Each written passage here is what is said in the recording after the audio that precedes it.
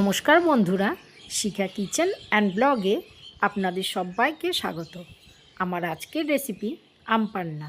গরমের দিনে নানা রকম ঠান্ডা ঠান্ডা ড্রিঙ্কস খেতে খুবই ভালো লাগে। তাহলে দেখে নেওয়া যাক আমি কিভাবে বানাই। আম পান্না বানাবার জন্যে নিয়েছি দুটো কাঁচা আম। আমটা ভালো করে ধুয়ে আমের বোটা কেটে খোসা সমেত সেদ্ধ করে নেব। সেদ্ধ করার জন্যে কড়াইতে আগে থেকেই জল বসিয়ে দিয়েছি। এবার আম দিয়ে ঢাকা বন্ধ করে আমটা সেদ্ধ করে নেব। আম সেদ্ধ হয়ে গেছে, এবার ঠান্ডা করে আমটা আমি তুলে নিচ্ছি। এবার আস্তে আস্তে খোসাটা ছাড়িয়ে আমের পাল্পটা চামচের সাহায্যে বের করে নিচ্ছি।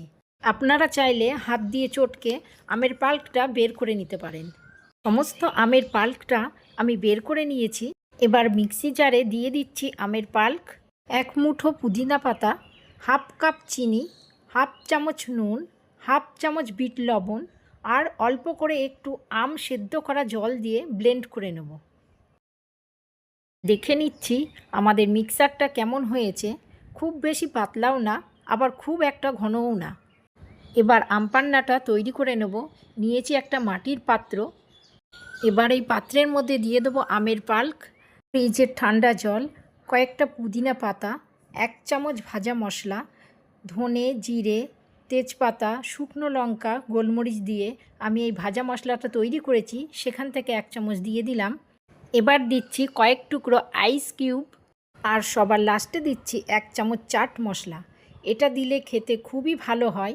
এবার সমস্ত কিছু দিয়ে খুব ভালো করে নাড়িয়ে নিচ্ছি। দেখুন আমাদের ঠান্ডা ঠান্ডা আম পান্না একদম রেডি। এবার গ্লাসে করে সার্ভ করে নেব। দিয়ে দিচ্ছি আম পান্না, আইস কিউব আর একটু পুদিনা পাতা। আমার এই আম পান্নার রেসিপিটা যদি ভালো লেগে থাকে তাহলে অতি অবশ্যই বাড়িতে ট্রাই করে দেখতে পারেন।